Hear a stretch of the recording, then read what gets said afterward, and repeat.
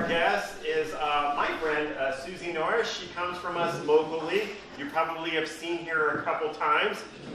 She's actually, we're celebrating her third cookbook, her most recent one this year, The Baker's Passport. I'm now going to turn it over to Susie, and she's going to go over today's menu. So, Susie, take it away. Thank you, and thank you for being here. I'd like to tell you about what you're going to eat, first and foremost. I know a lot of people have Thanksgiving menus on their mind, and we have a few in the book for you. We have a New England turkey dinner, we have oyster stuffing, we have a pecan and pumpkin tart, so that when you can't decide whether to make the pecan pie or the pumpkin pie, you make them both in this tart. There is salt. But knowing that you guys are writers and chefs and need more time to think about this stuff, this is really geared a little bit more to Christmas and Hanukkah, the winter holidays. And I'll tell you what we got.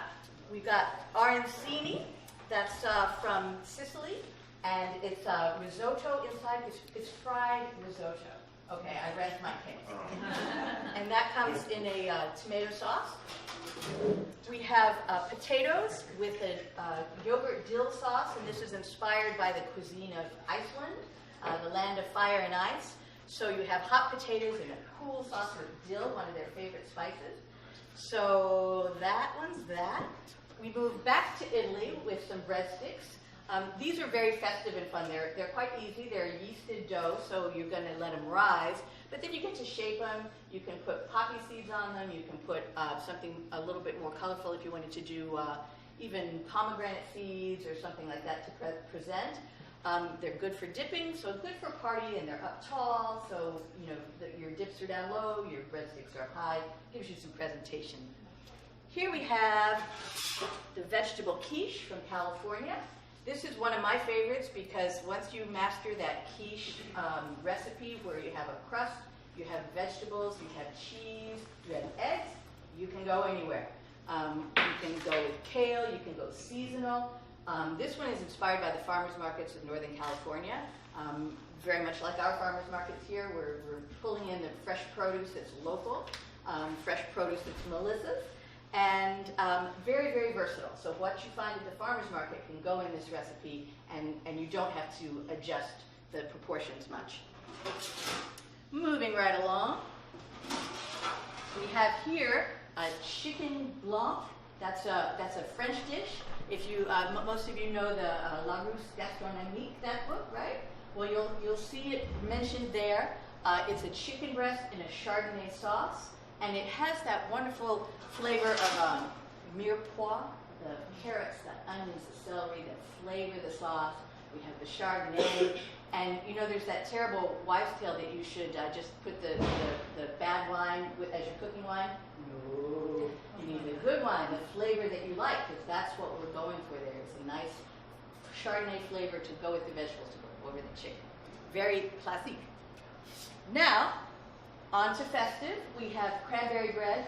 This is a favorite for me on many levels. I worked in advertising early in my career for Ocean Spray Cranberries, and so I got to go to the cranberry bogs, and I think that might be one of the reasons that I was inspired to go to the source of these matters. That's where the classics are born, and that's when you learn about them.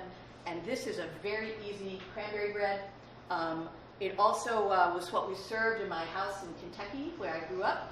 And so to me, it's Christmas morning, and my mom made it, and all the kids are getting presents, and it's pretty great. So, back to France. We're with the Yule log now.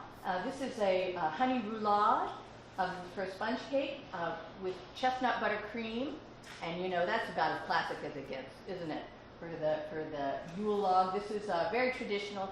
These are less often made at home, but very often made in pastry shops. So they're in the window, they're sometimes huge, there's different flavors inside. They're often decorated with meringue, mushrooms, or marzipan. So you'll see little forest animals, little squirrels and bunnies in the windows, and the kids are going crazy, and the rest of us are going crazy too. We love it. Finally, we have a take on the Girl Scout cookie, the samosa. Anybody know the samosa? Yes, my favorite. Okay.